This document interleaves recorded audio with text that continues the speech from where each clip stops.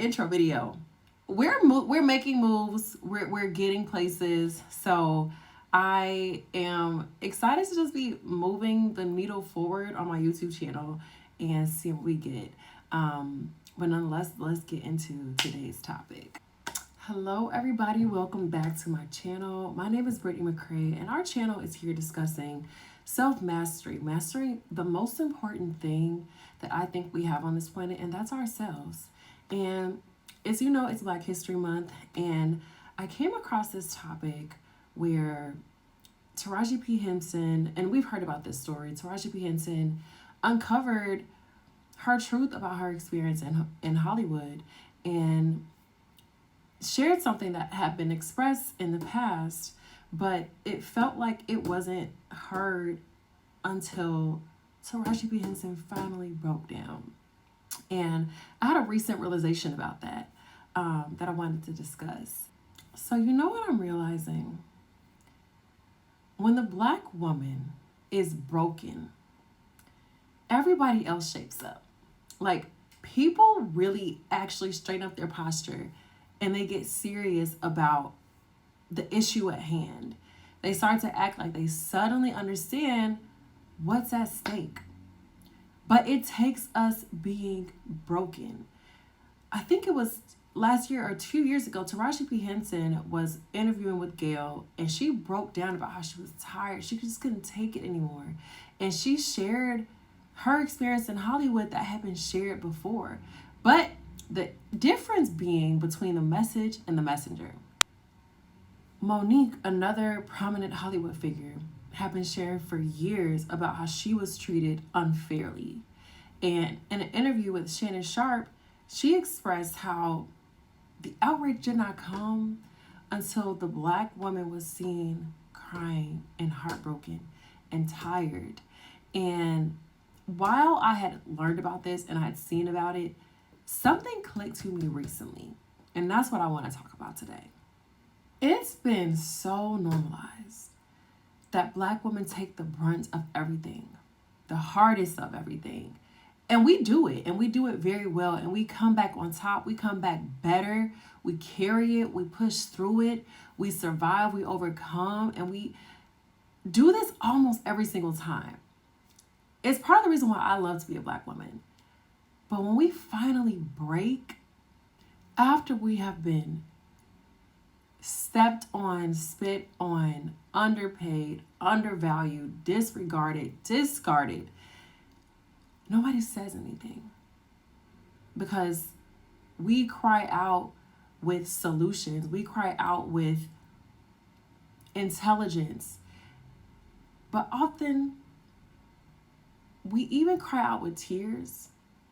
But it's not until we are broken where we like, the world has been on my back and I carried it and I'm tired of carrying it. And when we even say, you know, I'm even going to release this, I won't be carrying it anymore. I'm at my wits end. It's like the world finally wakes up. And I think the reason that this happens is because Black women are treated almost like the emotional infrastructure for the entire world. We are the foundation. We are the bottom of the totem pole, the stabilizer. We're the one who's always going to hold it down. If you are a Black woman, you can relate. So subconsciously, I think people start thinking, well, if she's standing, then everything must be cool. They take the worst of everything. If they're still cool, the foundation of our society is okay. Even if and when it's not. Even when we're exhausted, overwhelmed, even if we're falling apart quietly. And I feel like so many spaces, family, work, relationships, really rely on the Black women to be the ones who can take it, who can hold it, who can handle it, right? And not only take it, but do it with grace. Make it look nice. Make everybody happy. And that takes me back to my mom, and I'm going to try not to cry. I'm a single, like my mom was a single parent. And I have two brothers, and when we were kids, we always felt safe. I thought we were rich until we went to high school. We had everything we needed. We never wanted. Being a single mom is so hard. being a single black mom is even harder. Of course, we're kids, and she would yell at us, and I remember times when we did not listen until she was at the brink of crying, of being done. That is the only time we felt that our livelihood was at stake, and not for safety, right? Not for safety, but for infrastructure. If my mama's angry, you're just angry mom. When you're crying, when you're done, when you're tired, oh, now everything is at stake for us. In our minds, we're always safe because you always know the black woman's going to get it done. She's always going to take care of it. But when she's broken, we don't know what's coming next, right? Is she going to put her hands up? Because our livelihood is dependent on you. Is she going to say, I'm done, go live with your father? We don't want to do that, right? That is very apparent into how black women are treated in the real world. We are not hurt when we're upset. We're not hurt when we're logical. We are not hurt until we say, you know what? I'm done. I can't take this anymore.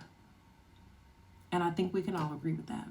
So it wasn't until then that we as kids would straighten up. That's when we would do what she was asking. Not because we thought we were unsafe, but simply because when she was broken, when she was at her wit's end, then we knew something was wrong. Then it clicked to us as kids. No, she's supposed to be angry, but that's okay. Now, if she's done, that's different. Because if she can't handle it, then it must be serious.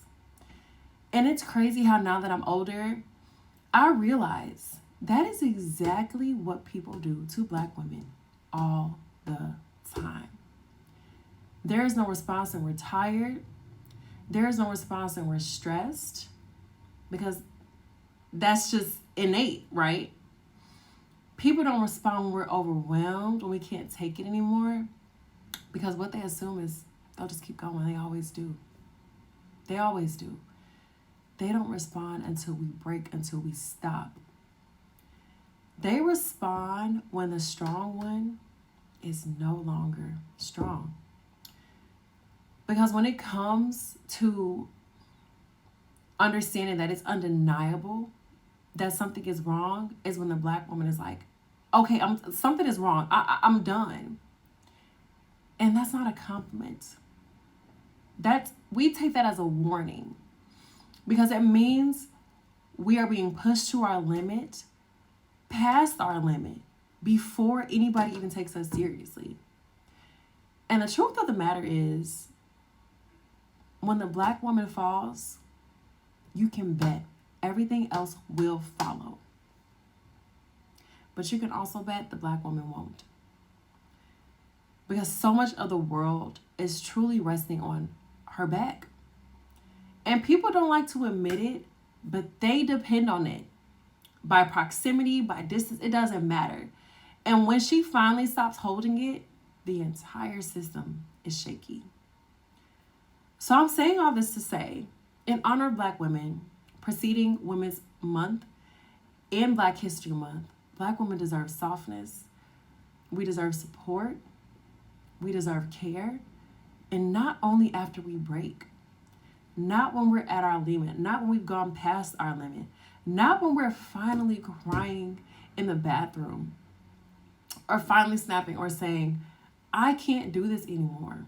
I'm not going to do this anymore. Because more than likely, when we get to that point, we've already let you know before.